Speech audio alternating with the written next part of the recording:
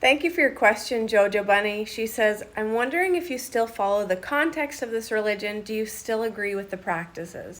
Thank you for your question, Jojo Bunny. She says, I'm wondering if you still follow the context of this religion. Do you still agree with the practices? The answer is no. Actually, I never really agreed with it ever. This is one of the biggest reasons that I make these videos. I was born in 1981. I'm the youngest of 7 kids. Everyone in my family was a Jehovah's Witness. We only associated with Jehovah's Witnesses. It was all I knew. But from a very young age, I feel like I could see through it all. Things that didn't sound right, things that didn't feel right. We'd be sitting at the meetings or the assemblies, hundreds, sometimes thousands of people. One of our conventions was at the Sky Dome, so you can just imagine how many people are there. Subjects like disfellowshipping and how loving it is, that it's a protection. Or when the subject of higher education would come up and how it was discouraged, we'd be studying our watchtower and it would say, do not follow your heart. When these things are being said, I'm looking around like, am I the only one who thinks this is crazy? How we're in the last days and Armageddon is almost here and Jehovah's Witnesses will be the only ones to survive. That anyone who isn't a Jehovah's Witness is worldly and unclean. How all the worldly people will be destroyed at Armageddon. The man on the platform saying how encouraging our meetings and assemblies are.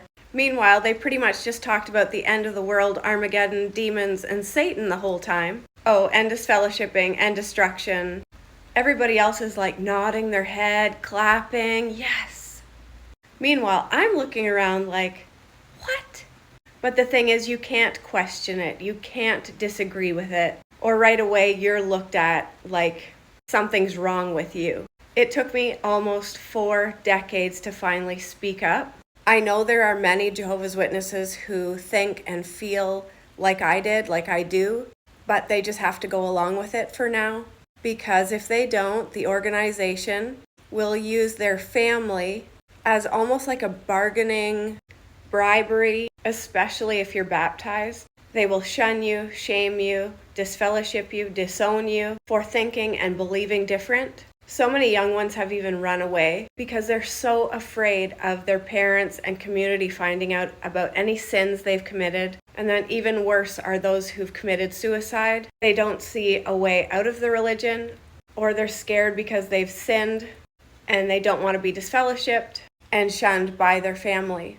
So once again, Jojo Bunny, to answer your question, no, I do not agree with the practices. I never have. I don't follow the religion. I used to have the worst vivid nightmares growing up about Armageddon, constant fear my parents were going to die,